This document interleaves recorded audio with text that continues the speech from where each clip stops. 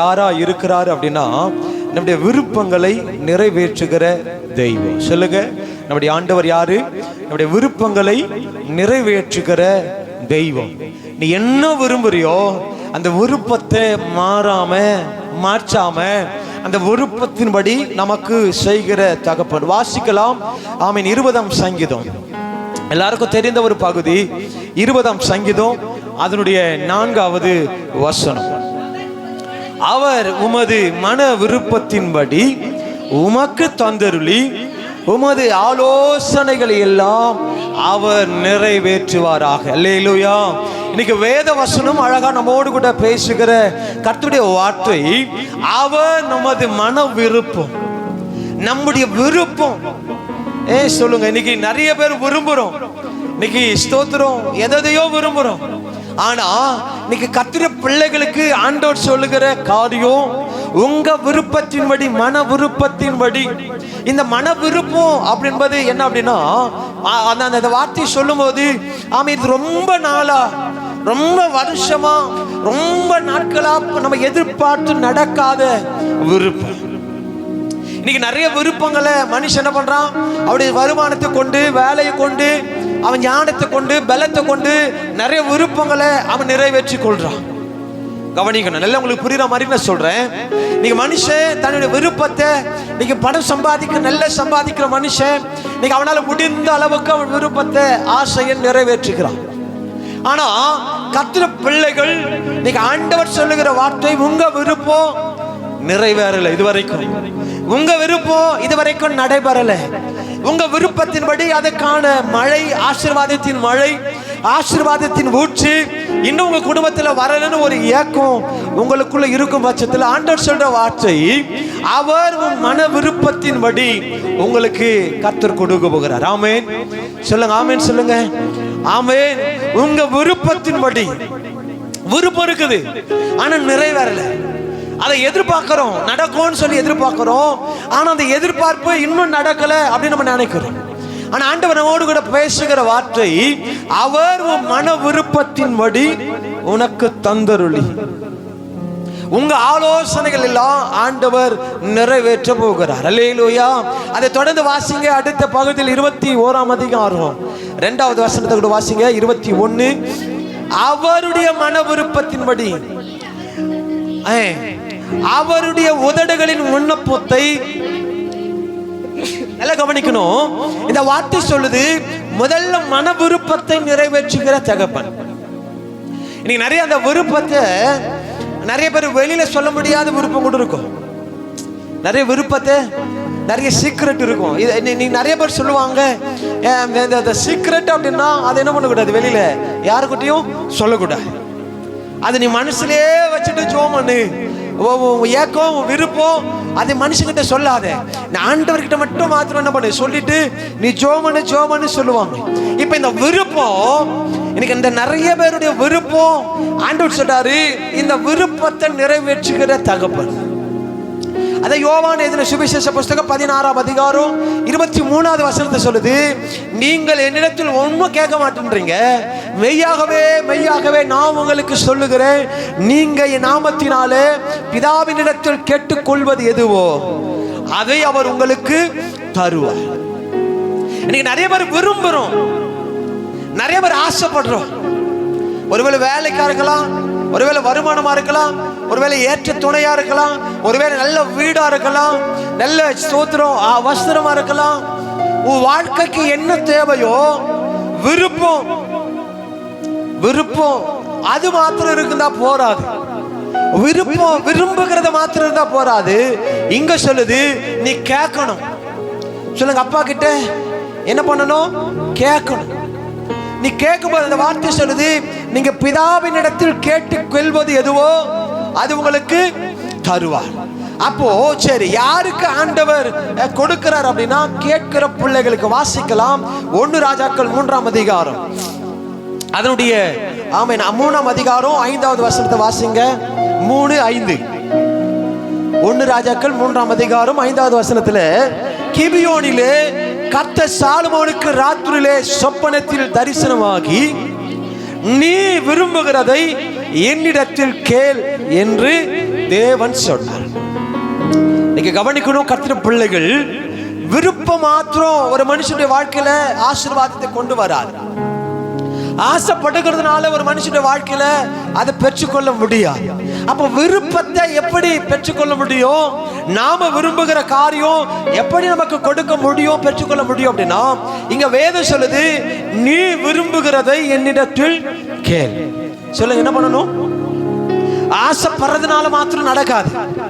நம்ம ஆண்டவர்கிட்ட கேட்கணும், ஆண்டவரே இது எனக்கு பிடிக்கும், இது எனக்கு வேணும் என்பதை ஆண்டவர்கிட்ட கேட்கணும். ஆண்டவர் சாலமோனுக்கு ராத்திரியில சொப்பனத்திலே தரிசனமாகி சொல்றாரு, உனக்கு நீ என்ன விரும்புறியோ அதை என்னிடத்தில் கேள். நீங்க நிறைய கத்துற பிள்ளைகள் ஆண்டவர் கிட்ட கேட்பது இல்லை. நீங்க உரிமையா அப்பா அம்மா கிட்ட கேட்கிறோம், உரிமையா கூட பிறந்தவங்க கிட்ட கேட்கிறோம், உரிமையா தாய் மாமா கிட்ட இதை நீ எனக்கு 5 சவரம் 10 சவரம் போட்டே ஆகணும்ன்றோம், உரிமை. ஆனா இத கேட்கறத விட அதிகமா நமக்கு உரிமை எங்க இருக்குது அப்படின்னா பரலோகத்துல தான். இன்னைக்கு நிறைய கத்துற பிள்ளைகள் ஆண்டவர்கிட்ட கேட்பது இல்லை, மனசுலயே வச்சுட்டு இருக்கிறோம், மனசுலயே வச்சுட்டு இருக்கிறோம். நடக்குமா நடக்குமா நடக்குமா இல்ல. ஆண்டவர் சொல்றாரு, நீ விரும்புகிறதை என்னிடத்தில் கேள். நீ என்ன விரும்புற, உனக்கு என்ன தேவைன்னு நினைக்கிறியோ கேள். குருடனை பார்த்து ஆண்டவர் சொல்றாரு, நான் உனக்கு என்ன செய்யணும்? குருடன், கண்ணு தெரியல, அவன் வேலை பிச்சை எடுத்துட்டு இருக்கிறான், பிறவி குருடன். ஆனா ஆண்டவருக்கு தெரியும் கண் பார்வை இல்லை அப்படின்னு. ஆனா ஆண்டவர் சொல்றாரு, நான் உனக்கு என்ன செய்யணும்? இந்த வார்த்தை உங்களுக்கு எத்தனை பேருக்கு புரியுது எனக்கு தெரியல. அவன் பிரச்சனை பார்க்கும் போதே அவன் என்னவா இருக்கிறான்? கண்ணு தெரியாத மனுஷன். ஏன் அப்படின்னா அவன் கூட்டிட்டு வரும்போதே 2 பேரும் கூட்டிட்டு வந்திருப்பாங்க, நான் விசுவாசிக்கிறேன். அல்ல ஒருத்தர் கையை பிடிச்சிட்டு கூட்டிட்டு வந்திருப்பாங்க. காரணம் என்ன? கண்ணு தெரியல. அப்ப ஆண்டவர் பார்க்கும் போதே தெரியும் பிளைண்ட், இவனுக்கு கண்ணு தெரியல என்பது. ஆனா அவங்க கிட்ட போய் கேட்கிறாரு, நான் உனக்கு என்ன செய்ய வேண்டும்? இதே போலதான் சாலமோனுக்கு ஆண்டவர் தரிசனமாக்கி சொல்றாரு, நீ விரும்புகிறதை என்னிடத்தில் கேள். இந்த குருட கிட்ட ஏன் ஆண்டவர் கேட்கிறாரு? ஒருவேளை குருட, ஆண்டவரே எனக்கு திருமணம் ஆகணும், ஒருவேளை நடந்திருக்கலாம். எனக்கு கார் வேணும், நடந்திருக்கலாம். எனக்கு வீடு இல்ல, நல்ல வீடு வேணும், நடந்திருக்கலாம். என் வீட்டுல என்ன சேர்த்துக்கல, கண் பார்வை இல்லைன்றதுனால என்ன பிச்சை எடுக்க வச்சுட்டாங்க, நான் குடும்பத்தோடு வாழ ஆசைப்படுறேன் அப்படின்னு சொல்லி தான் நடந்திருக்கும். ஆண்டவர் கேட்ட உடனே அவன் சொல்ற ஒரே ஒரு வார்த்தை, நான் பார்வையிட விரும்புறேன். ஆண்டவரே வந்து கேட்கிறாரு, உனக்கு என்ன வேணும், உனக்கு என்ன வேணும் கேளு. அப்ப அவன் சொல்றான், எனக்கு பணம் பெருசு இல்ல, குடும்பம் பெருசு இல்ல, அதை விட முதல்ல நான் சரியாவதற்கு எனக்கு நான் பார்வை அடைய வேண்டும். இப்ப நிறைய பேரு ஆண்டவரும் உங்ககிட்ட அவர்தான் பேச விரும்புறாரு. நீ மனசுல வச்சிட்டு இருக்காத, உனக்கு நான் என்ன செய்யணும்? சாலமோனுக்கு அவருடைய சிச்சுவேஷன் ஆண்டவருக்கு தெரியுமா தெரியாதா? அவர் சூழ்நிலை தெரியுமா தெரியாதா? தெரியும்.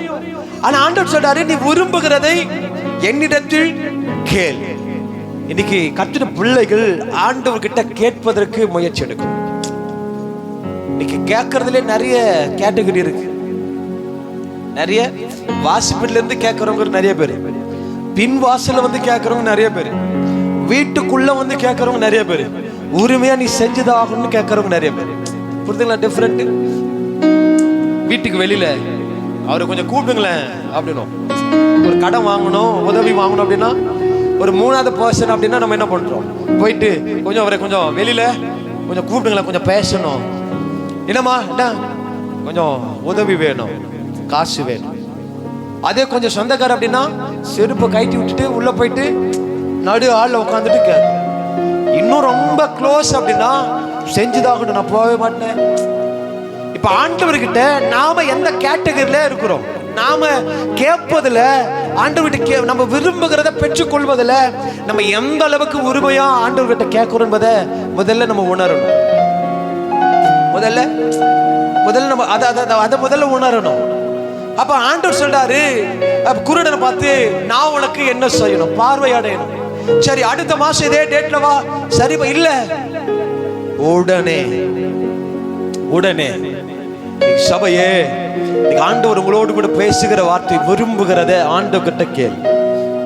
கிறிஸ்தவ வாழ்க்கை, கிறிஸ்தவ பிள்ளைகளுடைய வாழ்க்கையினுடைய ஆசீர்வாதம், விடுதலை, சுகம், உயர்வு, நன்மை, வேலை, வருமானம், இது பரலோகத்தில் இருந்து தான் வரணுமே தவிர மனுஷங்கிட்ட வரணும்னு நினைக்க கூடாது.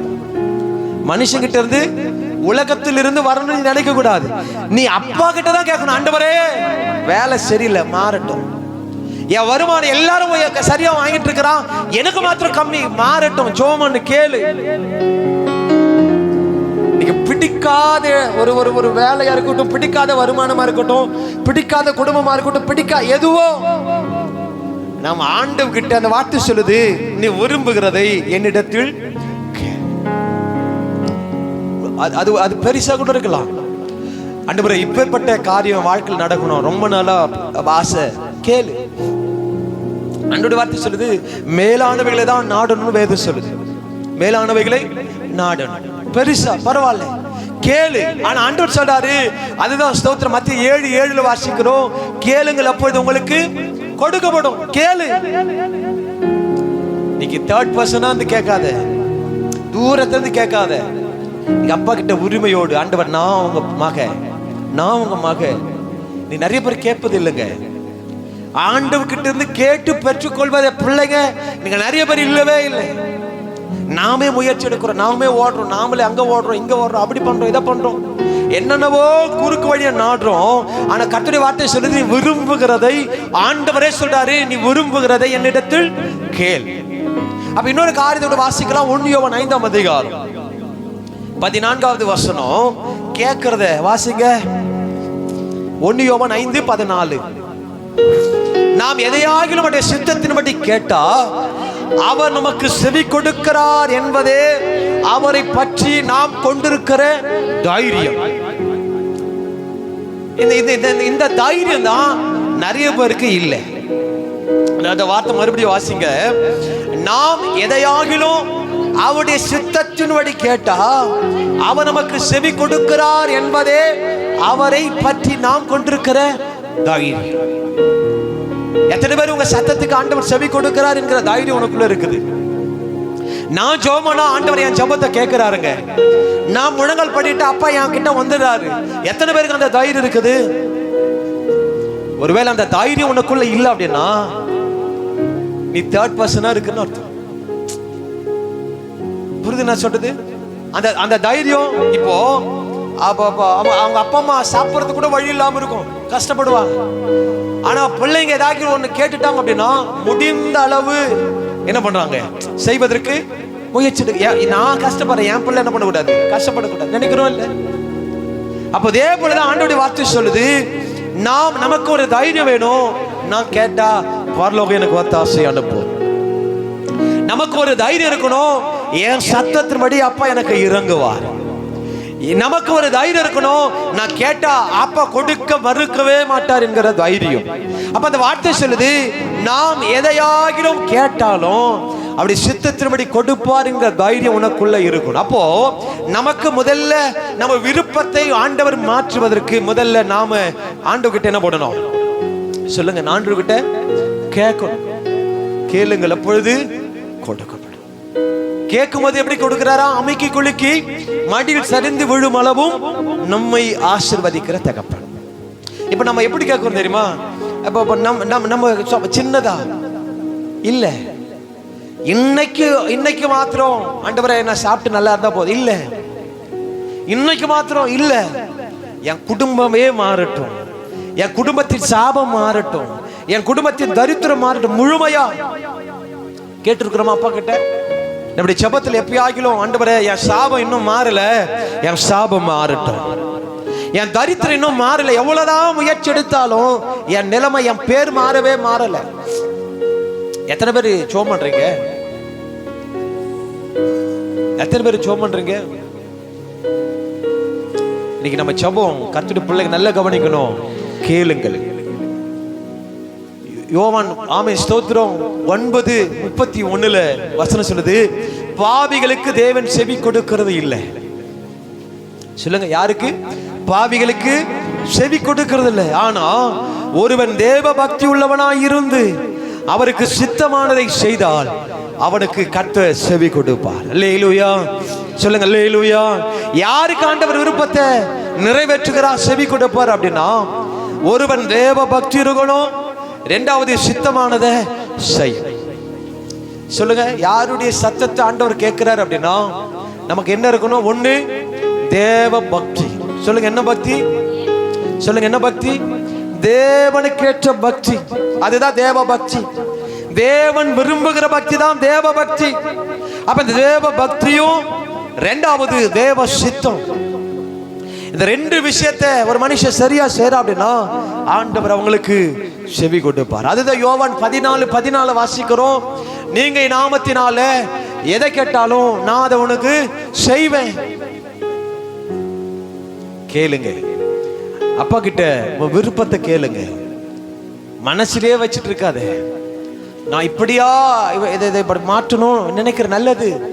ஆனா அப்பா கிட்ட கேளு, வாய் திறந்து. சொல்லுவாங்கல்ல, ஏய் வாயை திறந்து கேளாம் சொல்றாங்கல்ல, அப்பா கிட்ட வாய் திறந்து கேள. கூட பிறந்தவன் தானே, வாய் திறந்து கேள. நீ மனுஷங்கிட்ட இல்ல, அப்பா கிட்ட கேளு. அப்பா கிட்ட கேட்கும் போது அதுதான் ஸ்தோத்திர வார்த்தை வாசிக்கலாம். ஆமே, ஒண்ணு யாருடைய விருப்பத்தை ஆண்டவர் நிறைவேற்றார் அப்படின்னா கேட்கிறவருடைய விருப்பத்தை ஆண்டவர் நிறைவேற்றுவார். இரண்டாவது யாருடைய விருப்பத்தை நிறைவேற்றுவார் அப்படின்னா பயந்தவருடைய விருப்பம். சொல்லுங்க, கர்த்தருக்கு பயந்தவருடைய விருப்பத்தை நிறைவேற்றுகிறார். 145ஆம் சங்கீதம் அதனுடைய 19வது வசனம் வாசிங்க. 145:19 வசனம். அவர் தமக்கு பயந்தவருடைய விருப்பத்தின்படி செய்து அவங்க கூப்பிடுதலை கேட்டு அவர்களை ரட்சிக்கிறார். அப்போ ஒண்ணு யாருடைய விருப்பத்தை ஆண்டவர் நிறைவேற்றுகிறார் அப்படின்னா கேட்கிறவருடைய விருப்பத்தை நிறைவேற்றுகிறார். இரண்டாவது பாயிண்ட், பயந்தவருடைய விருப்பத்தை நிறைவேற்றுகிறார். சொல்லுங்க, யாருக்கு பயப்படணும்? சொல்லுங்க, யாருக்கு பயப்படணும்? நீ மனுஷனுக்கு பயப்படுறியே இல்லையோ, உலகத்தானுக்கு பயப்படுறியே இல்லையோ, ஆனா ஆண்டவருக்கு பயப்படணும். அதான் 128ஆம் சங்கீதம் முதல் வசனம் சொல்லுது, கர்த்தருக்கு பயந்து அவர் வழிகளில் நடக்கிறவன் எவனோ அவன் பாக்கியவான். இன்னொரு வசனம் சொல்லுது, கர்த்தர் பயந்து இடத்துல சூழ பாளையம் இறங்கி அவர்களை விடுவிக்கிறார். அப்ப பயம் கர்த்தருக்குரிய பயம், கர்த்தர் நம்மை பார்க்கிறார் என்கிற பயம், கர்த்தர் நம்மை கவனிக்கிறார் என்கிற பயம். இன்னைக்கு பயம், அந்த வார்த்தை சொல்றது தமக்கு பயந்தவருடைய விருப்பத்தின்படி செய்கிறார்.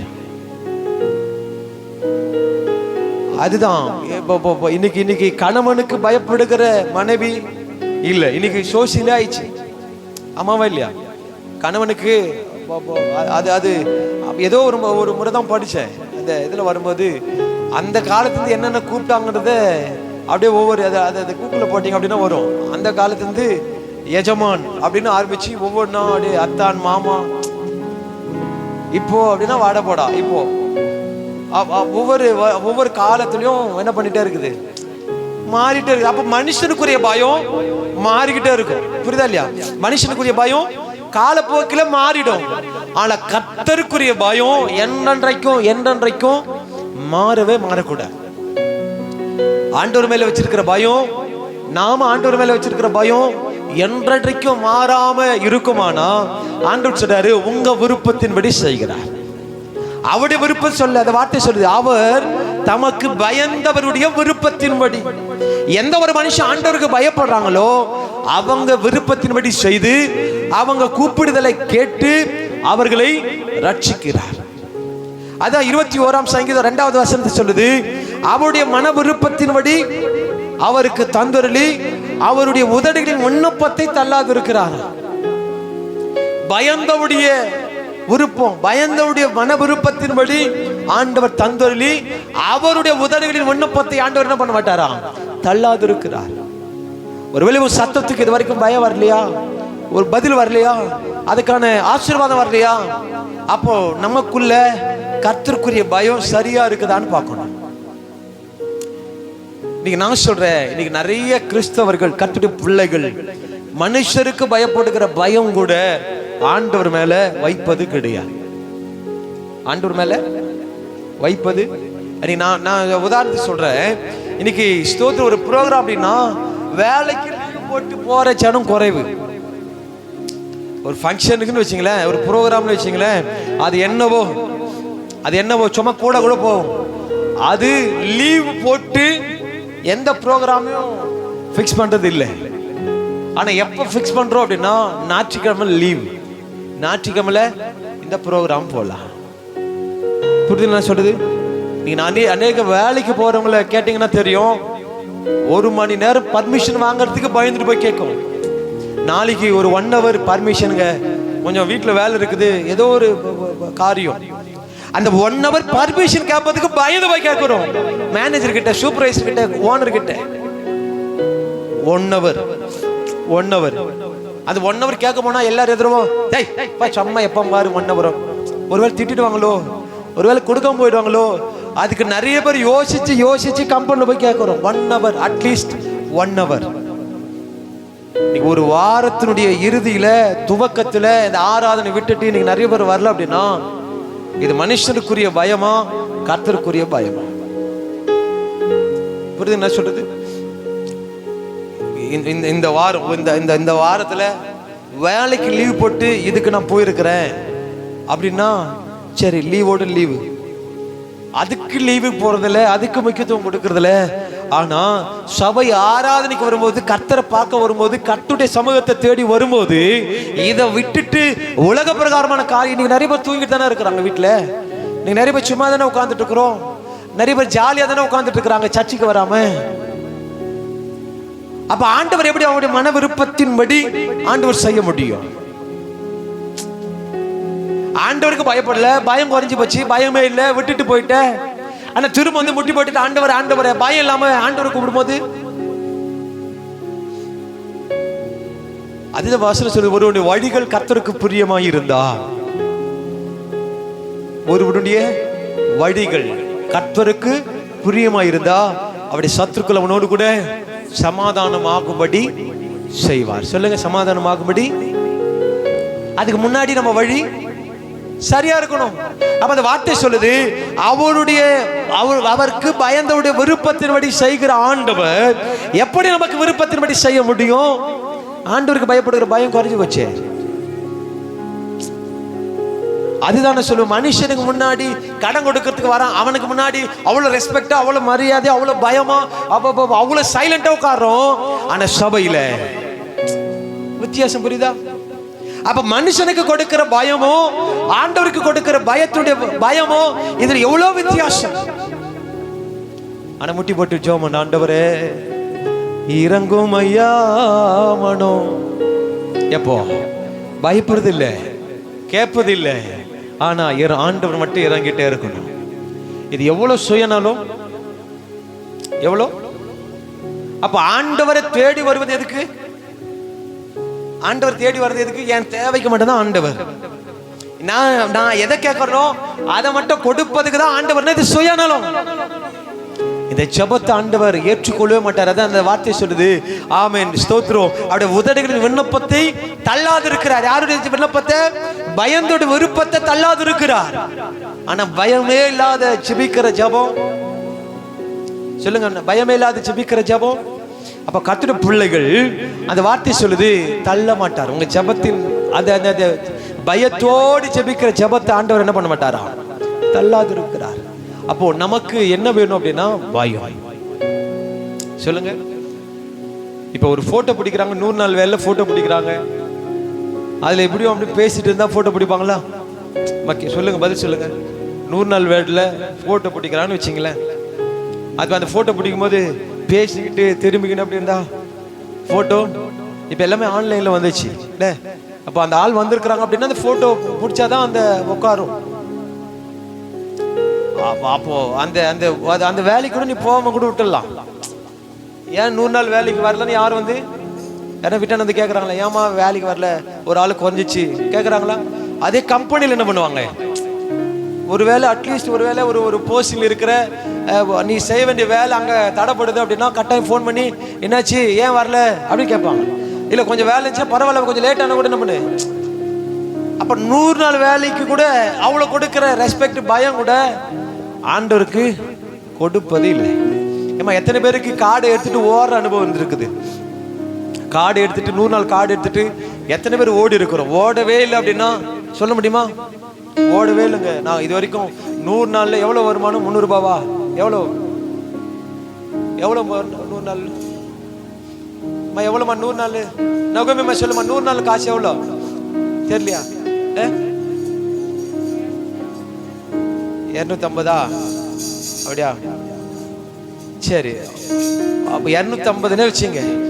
இந்த 250க்கு எத்தனை பேர் கார்டு எடுத்துட்டு நான் ஓடந்தே இல்லைன்னு சொல்ல முடியுமா? கை தூக்குங்க. இது வரைக்கும் நான் அந்த 100 நாள் கார்டு போட்டது வந்து நான் ஓடந்தே இல்லைங்க, ஓடந்தே இல்லை.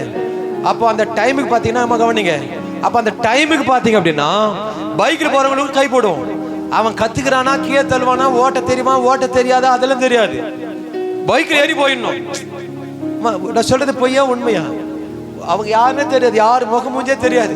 கை போட்டு அண்ணா அண்ணா அண்ணா நான் கொஞ்சம் 100 நாள் சொல்றோமா இல்லையா? எத்தனை பேர் சாப்பிடாம ஓடி இருக்கிறோம்? சாப்பாடை போட்டு வச்சுட்டு எத்தனை பேர் அப்படியே மூடிட்டு ஓடி இருக்கிறோம்? போயிட்டு வந்து சாப்பிடலான்னு. அட்லீஸ்ட் 300 ரூபாய் நினைக்கிறேன், நமக்கு தெரியல 100 நாளுக்கு. ஆனா 250 ரூபான்றாங்க, தெரியல. அப்ப அட்லீஸ்ட் 250 வச்சுங்களேன். சாப்பாடை போட்டு சாப்பிட வேண்டியதுக்கு லேட் ஆயிடும் மூடி வச்சு போயிருக்கிறோம். சாப்பிட்டுட்டு போனா அதுக்குள்ளேயும் போட்டோ பிடிச்சிருவாங்கன்னு ஓடுறோம். காடை தேடுற டைம் இருக்குது. அந்த டைம்ல ஆமே ஸ்தோத்திரம், அவ்வளவு தேடி தேடி தேடி வீட்டையே பற்றி போட்டுருவோம். காடை தேடுறதுக்கு தேடி மொத்தத்தை துணியை கிணிய பீரோல இருக்கிற எல்லா துணியை வெளிச்சு போட்டு அப்புறம் கூட வந்து என்ன பண்ணலாம், மச்சி வச்சுக்கலான்னு ஓடுறோம். பைக்ல போற வரவன் கத்துக்கிறானா, கீழே தள்ளுவானா, ஓட்டுவான் இல்ல, ஏறி போயிடணும். இதுல ஏதாச்சும் ஒரு சூழ்நிலை சர்ச்சுக்கு வருவதுக்கு நீ செஞ்சிருக்கிறியா அப்படின்னா எத்தனை பேர் செஞ்சிருக்கிறீங்க? டைம் ஆயிடுச்சு, ஆண்டவர் வந்துட்டுவாரு, ஆண்டோடைய சத்தம் கேட்குது, நான் சர்ச்சுக்கு போகணும்னு சொல்லி எத்தனை பேர் வரும்போது கீழே விழுந்து வந்திருக்கிறீங்க? சர்ச்சுக்கு வரும்போது எத்தனை பேர் விழுந்து வந்திருக்கிறீங்களா?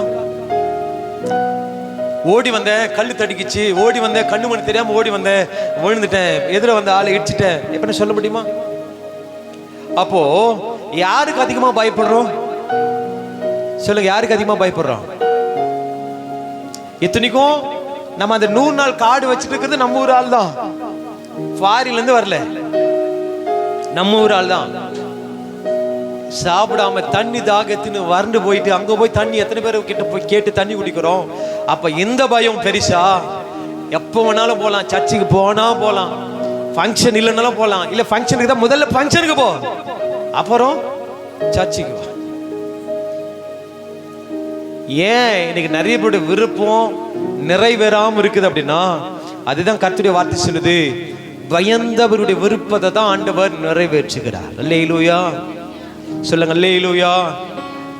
வாழடி வாழையா நாம பிள்ளைங்க, நம்ம பிள்ளைகளுடைய பிள்ளைகள் வாழையடி வாழையா சத்தியத்தை கேட்டாலும் கர்த்தருக்கு பயப்படுகிற பயம் குறைஞ்சுதான் போயிட்டு இருக்கு.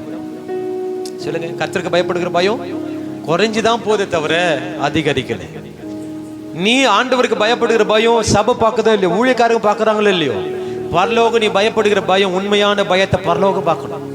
அப்போ பயப்படுகிற பிள்ளைகளுடைய விருப்பத்தை தான் ஆண்டவர் நிறைவேற்றுகிறார். அல்லேலூயா சொல்லுங்க, அல்லேலூயா. அப்போ மனுஷனுக்கு பயப்படுகிற பயம், அந்த பயத்துல பாதி ஆண்டவருக்கு கொடுத்திருந்தா கூட இன்னைக்கு நிறைய பேருடைய வாழ்க்கையில உயர்வை பெற்றிருக்கலாம். மனுஷனுக்கு பயப்படுகிற பயம், அதுல பாதி ஆண்டவருக்கு பயந்திருந்தா கூட நீ நிறைய பேரோட தரித்திர சாபம் மாறி இருக்கும். மனுஷருக்கு தான் பயப்பட கற்றிருக்கிறோம், மனுஷருக்கு தான் பயப்பட கற்றிருக்கிறோம். அப்போ அந்த வார்த்தை சொல்லுது, பயம், கர்த்தருக்குரிய பயம். சபைக்குள்ள வந்தா உனக்கு நடுக்கம் இருக்கணும். சொல்லுங்க, என்ன இருக்கணும்? நடுக்கம், பயம். சாப்பிடாம ஓதுது அது இல்ல. சபைக்குள்ள வந்தா அது கர்த்தருடைய ஆளும் என்கிற பயம் உனக்குள்ள இல்லை அப்படின்னா நாம் என்ன கிறிஸ்தவங்க, நாம் என்ன ரட்சிக்கப்பட்டிருக்கிறோம்? இது கர்த்தருடைய நேரம் என்பது அந்த உணர்வு நமக்குள்ள இல்லை அப்படின்னா நமக்கு ரட்சிக்கப்பட்டு என்ன பிரயோஜனம்? கிறிஸ்தவன் நீ நம்ம பில்ட் பண்றோம், அழட்டிக்கிறோம், ஒண்ணும் கிடையாது. வேத வசனம் சொல்லுது, பயந்தவுடைய விருப்பத்தை தான் ஆண்டவர் செய்கிறார். பயம், பயம். நீ நினைக்கிற நீ பேசிட்டு தான் போ, நீ எப்படி வேணாலும் பேசி நினைக்கிற, எல்லாவற்றுக்கும் நீ கணக்கு கொடுக்கணும். சத்தியத்தை கேட்டு சத்தியத்தின்படி வாழல, ஒப்பு கொடுக்கல அப்படின்னா நீ இதுக்கு கணக்கு கொடுத்தே ஆகணும் பரலோகத்துல. கணக்கு கேட்காம ஆண்டவர் பரலோகத்தை ஏற்றுக்கொள்ள மாட்டார். அப்ப அந்த வார்த்தை சொல்லுது 21ஆம் சங்கீதம் 2வது வசனம், அதான் சொல்லுது, தள்ளாது இருக்கிறார். யாருடைய விருப்பத்தின்படி? பயந்தவருடைய விருப்பத்தின்படி நீ அவருக்கு தந்தருளி அவருடைய உதவிக்கு விண்ணப்பத்தை ஆண்டவர் என்ன பண்ண மாட்டாரு? தள்ள மாட்டார். அப்போ அதே நீதிமொழிகள் 11:23வது வசனத்துல நீதிமானுடைய ஆசை நன்மை. கவனிக்கணும், நீதிமானுடைய ஆசை என்னவா இருக்குதா? நன்மைதான், நல்லதுதான். அப்ப நீதிமான்கள் ஆசைப்படுவது, இனி நிறைய பேர் சொல்றது பேராசை இல்ல, ரொம்ப ஆசைப்படுது பேராசை இல்ல. அந்த வார்த்தை சொல்லி வாசிங்க 11:23, நீதிமொழிகள் 11:23. நன்மையே நல்லதுதான். அப்ப ஆசைப்படுறது சொல்லுங்க, ஆசைப்படுறது சொல்லுங்க, ஆசைப்படுறது நல்லது. வீடு கட்டணும் ஆசை நல்லது. என் தேவைக்கு பைக் வேணும் ஆசைப்படுறது நல்லது. என் நிலைமைக்கு கார் வாங்கணும் என்பது நல்லது, ஆசைப்படு நல்லது. ஆனா அடுத்த லைன் சொல்லுது, துன்மார்க்கருடைய நம்பிக்கையோ கோபாக்கினியாய் முடியும். இந்த ஒரே லைன்ல சொல்லுது, நீதிமானுடைய ஆசை நல்லது, துன்மார்க்கருடைய நம்பிக்கை கோபத்தை வர வைக்கும். நீ கிறிஸ்தவனா இருந்து கிறிஸ்தவத்துக்குரிய பயம் இல்லை அப்படின்னா நீங்களும் துன்மார்க்கர்கள் தான். புரியுதா? கிறிஸ்தவர்களாய் ரட்சிக்கப்பட்டு ஆலயத்தில் வருஷந்தோறும் பல வருஷங்களா இருக்கிறோம் அப்படின்னா, ஆமென், நீ கர்த்தருக்குரிய பயம் இல்லை அப்படின்னாலும் நீங்களும் நீதிமான்கள் அல்ல, துன்மார்க்கர் தான். அதான் ரோமர் 8:27 வாசிங்க பார்க்கலாம். எல்லாம் சேர்ந்து வாசிங்க. ரோமர் 8:27. ஆவியானவர், ரோமர் 8ஆம் அதிகாரம் 27. எல்லாம் சேர்ந்து வாசிங்க. சரி சரி.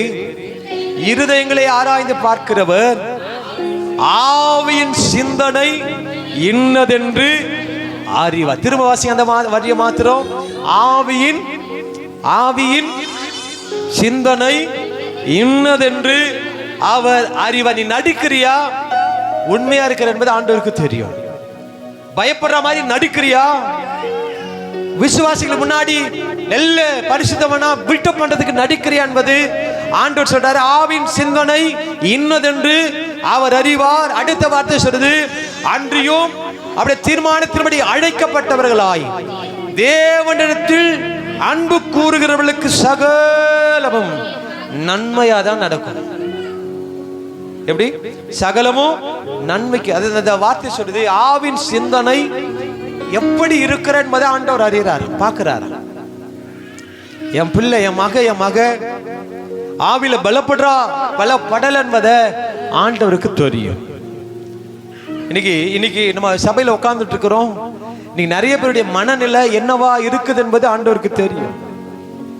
சும்மா உட்காரணும் என்பதை உட்கார்ந்துட்டு போறதுக்கு அது ஆண்டவருக்கு தெரியும். ஞாயிற்றுக்கிழமை நாமளும் போய் சர்ச்சில் உட்கார்ந்துட்டு வரலாம் அப்படி என்பதற்கு சபைக்கு வரக்கூடாது. அந்த வார்த்தை சொல்லுது பயம். அப்ப கர்த்தருக்குரிய பயம் ஒண்ணு, யாரு விருப்பத்தின்படி ஆண்டவர் செய்கிறார் அப்படின்னா, ஒண்ணு கேட்கிறவங்க விருப்பத்தை கர்த்தர் நிறைவேற்றுகிறார். சொல்லுங்க, ஒண்ணு கேட்கிறவருடைய விருப்பத்தை ஆண்டவர் நிறைவேற்றுகிறார். இரண்டாவது பயப்படுகிற விருப்பத்தை ஆண்டவர் நிறைவேற்றுகிறார். அப்ப அது ரெண்டு விஷயத்த ஆமீன். ஒருவேளை நமக்குள்ள எந்த விஷயத்துல நம்ம சரியா இல்லை என்பதை நம்ம கொஞ்சம் யோசித்து ஆராய்ந்து நம்மை சரிப்படுத்திக் கொள்ளணும். ஒண்ணு கேளுங்க, ரெண்டு பயப்படணும். அப்ப இந்த ரெண்டு விஷயம் நம்முடைய வாழ்க்கையில இல்லை அப்படின்னா ஆமீன், நம்ம அதை சரிப்படுத்திக் கொள்வதற்கு ஒப்பு கொடுக்கணும். மூணாவது சொல்லி நான் கடந்து போறேன். 37ஆம் சங்கீதம் 4வது வசனம். 37ஆம் சங்கீதம், கர்த்தரிடத்தில் மன மகிழ்ச்சியாய் இருப்பவர்களுடைய விருப்பத்தை ஆண்டவர் நிறைவேற்றுகிறார். கவனிக்கணும், கர்த்தரிடத்தில் மன மகிழ்ச்சி. கர்த்தரிடத்துல மனமகிழ்ச்சி அப்படின்னா நமக்குள்ள ஒரு ஒரு ஒரு சந்தோஷம். ஆலயம் என்பது நமக்கு ஒரு சந்தோஷத்தை கொடுக்கணும். கர்த்தரை பார்க்கணும் என்பது நமக்கு சந்தோஷத்தை கொடுக்கணும். அது நமக்கு கட்டாயமா இருக்கக்கூடாது. ஆலயத்துக்கு வருவதா இருக்கட்டும், அப்பாவை பார்க்கிறதா இருக்கட்டும், இவை எல்லாம் நமக்கு சந்தோஷத்தை கொடுக்கணுமே தவிர அது துக்கத்தை வர வைக்க கூடாது. ஒருவேளை நீ சர்ச்சுக்கு போறது உனக்கு கடினமா இருக்குது, துக்கமா இருக்குதுன்னா நீ சர்ச்சுக்கே வர தேவையில்லை. சர்ச்சுக்கே வர தேவையில்லை, அவசியம் இல்லை. ஆண்டவரை நீ பார்ப்பதற்கு அந்த வார்த்தை சொல்லுது, ஆண்டவரிடத்துல கர்த்தரிடத்துல மனமகிழ்ச்சி ஆயிரு, அவர் உன் இருதயத்தின் வேண்டுதல்கள் எல்லாம் அருள் செய்வார். அது ஆபகுக்கு 3ஆம் அதிகாரம் 18வது வசனம். ஆபகுக்கு 3ஆம் அதிகாரம் 18வது வசனம் வாசிங்க. ஆபகுக்கு 3:18.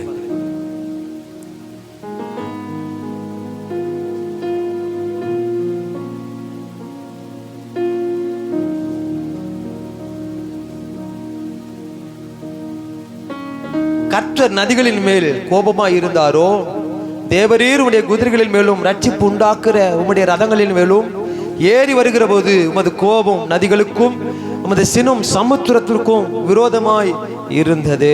இன்னைக்கு கர்த்தருடைய பிள்ளைக்கு நல்லா உணர்ந்து கொள்ளுங்க. இன்னைக்கு ஸ்தோத்திரம் ஆராதனை வந்து உட்காரோம் அப்படின்னா ஆண்டவரை கோபம் முற்றுகிறவராய் வந்து உட்காரக்கூடாது. ஆண்டவருடைய சமூகத்தில் வந்து உட்காரோம் அப்படின்னா நம்மை குறித்து ஆண்டவருக்கு ஒரு சந்தோஷம் இருக்கணும், சமாதானம் இருக்கணும். என் பிள்ளை என்னை தேடி வந்திருக்குது என்கிற ஒரு ஆவல் நமக்கு இருக்கணும். ஆண்டவரை பார்க்கணும். என் பிரச்சனைக்கு தீர்வு வருகிற இடம். அப்போ அங்க இன்னைக்கு 3 விதமான காரியம். 1 கேட்கணும், 2 பயப்படணும், 3வது மனமகிழ்ச்சியா இருக்கணும், சந்தோஷம். கர்த்தருக்கு செய்வாருங்க, கர்த்தரை நடத்துவாருங்க, கர்த்தரை போஷிப்பாருங்க, கர்த்தரை நிறுத்துவார் என்கிற ஒரு மனமகிழ்ச்சி சந்தோஷம் உனக்குள்ள இருந்தா இந்த 3 விதமான காரியம் இன்னைக்கு கர்த்தருடைய பிள்ளைக்கு உணர்ந்து கொள்ளுங்க. 1 கேளுங்க, அப்பா கிட்ட கேளுங்க, எது வேணும்னு நினைக்கிறீங்க. முழங்கால் போட்டுட்டு ஆண்டவரே கேளுங்க, கொடுங்க ஆண்டவரே, சந்திங்க ஆண்டவரே. தேவைகள் சந்திக்கப்பட்டுட்டோம், என் தேவைகள் சந்திக்கப்பட்டுட்டோம். எனக்கு என்ன இருக்குது, என் சூழ்நிலை மாறட்டும், என் எதிர்ப்புகள் மாறட்டும், என் சத்ரு மாறட்டும், ஆண்டவர்கிட்ட கேளு. 2வது ஆண்டவருக்கு பயம். 3வது மனமகிழ்ச்சியா இருக்கு. அப்படி எல்லா கண்களை மூடி கர்த்தருடைய சமூகத்துல, எல்லாரும் கண்களை மூடி அப்பா சமூகத்துல பிரைஸ் தி லார்ட், ஹalleluya ஹalleluya ஹalleluya. 3 விதமான காரியத்தை கேட்டிருக்கிறோம்.